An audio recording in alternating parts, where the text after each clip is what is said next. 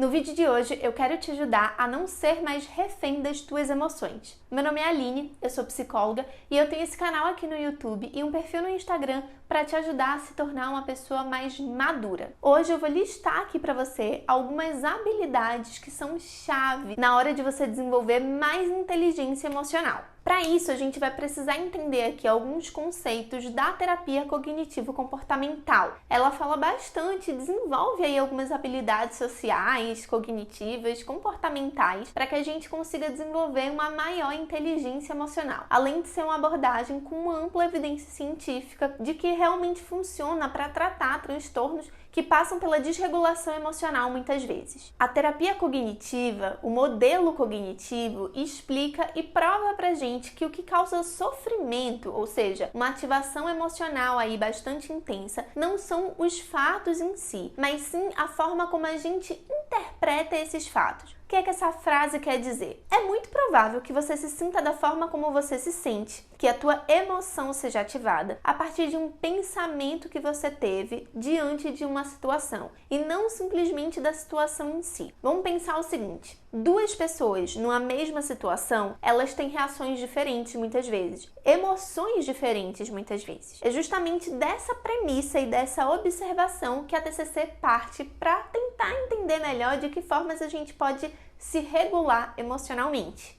No vídeo da semana passada eu falei com vocês sobre o nosso processamento de informação. Se a gente está falando aqui que uma situação desperta determinado pensamento, que desperta determinado sentimento, entender a forma como a gente processa essas informações é bem importante. E quando se fala de processamento de informação, seja ele pela via rápida ou pela devagar, estamos falando de como é que a informação é recebida, se pela via do pensamento ou pela via da emoção. Em termos bem práticos aqui. Muitas vezes, quando a gente processa as informações pela via rápida, ela é processada literalmente a partir das nossas emoções. E quando a gente processa as informações pela via devagar, a gente passa ela pelos nossos pensamentos e avalia e pondera um pouco mais aquelas informações. Por mais que essa avaliação e ponderação não esteja congruente com a realidade, e sim com os nossos pensamentos prévios. A verdade é que está tudo sempre muito bem correlacionado, misturado, e um elemento acaba influenciando no outro. Tanto o sentimento no pensamento, quanto o pensamento no sentimento, quanto ambos no nosso comportamento, que é justamente os efeitos, a expressão daquilo que a gente está pensando e a expressão daquilo que a gente está sentindo. As habilidades-chave para a gente entender a nossa inteligência emocional, elas precisam passar pelo entendimento de como é que as emoções são ativadas em você. E aí eu volto para algo que eu costumo falar bastante aqui no canal. Você precisa se automonitorar para se conhecer e a partir daí fazer algo a respeito disso. Então essa já é a primeira habilidade-chave para você desenvolver mais inteligência emocional, automonitoramento.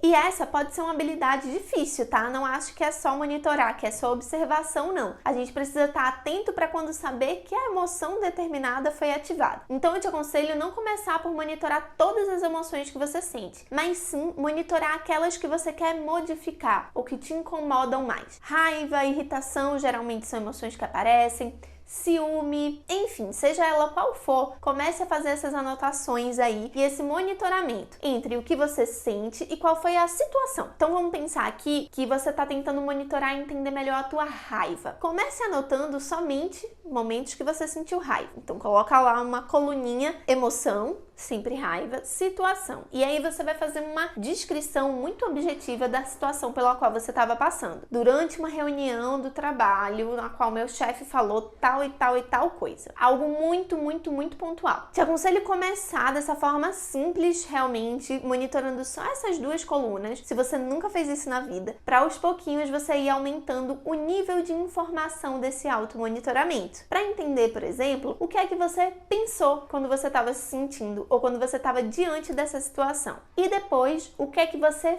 fez? Como é que você agiu diante dessa situação também? Perceba, a gente já está aqui elencando dois elementos super importantes da tua manifestação emocional, que é a expressão da emoção, o comportamento, e o pensamento que está por trás, embasando essa emoção também. A ideia de você começar fazendo esse automonitoramento é poder também identificar as emoções quando elas não estão no ápice de ativação, quando elas estão mais amenas dentro de você. Muitas vezes a gente só começa a perceber que a gente está irritado cuidado quando a gente já tá bufando, gritando com todo mundo, sendo grosseiro, acabando com amizades e relacionamentos ali. Toda emoção tem uma gradação, ela não vem num rompante e vai no rompante. Perceber a gradação disso, por menor que sejam os sinais, vai ser uma outra habilidade chave para o desenvolvimento da tua inteligência emocional. Perceba a gradação da emoção. Quando foi que aquilo te irritou de uma primeira vez diante daquela situação, daquele fenômeno ali? Quando foi que aquilo dali escalonou? Será que foi uma passagem de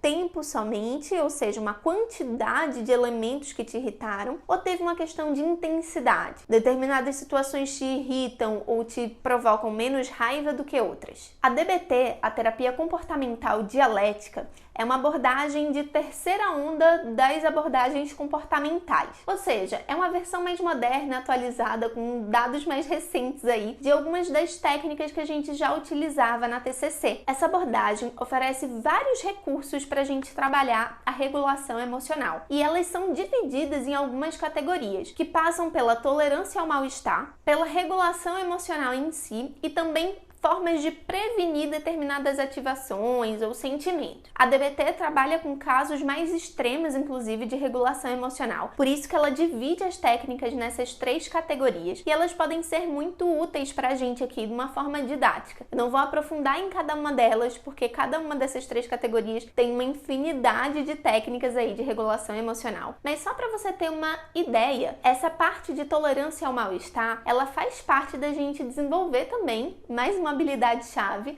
a nossa inteligência emocional. As emoções, por mais doloridas, incompreensíveis que elas sejam, cognitiva, racionalmente, elas têm uma função e uma importância de serem sentidas. E é justamente por isso que a gente precisa desenvolver esse músculo da tolerância ao mal-estar, para que a gente consiga enfrentar as emoções que são desagradáveis e tirar a funcionalidade que elas têm na nossa vida. Não simplesmente não tolerar aquilo ou passar de uma forma nada assertiva, piorar a situação que já é desagradável e ficar no perde-perde, né? Não é nem um perde-ganha, porque você só sentiu um mal-estar mais intenso do que deveria e ainda não conseguiu aproveitar a funcionalidade daquela emoção. Se você sente que passa por uma grande desregulação emocional, oscilação muito forte, eu te aconselho fortemente a procurar um tratamento adequado, psicológico, psiquiátrico, se for o caso. Esse vídeo não vai te ajudar a lidar intensamente com a desregulação emocional, tá? São insights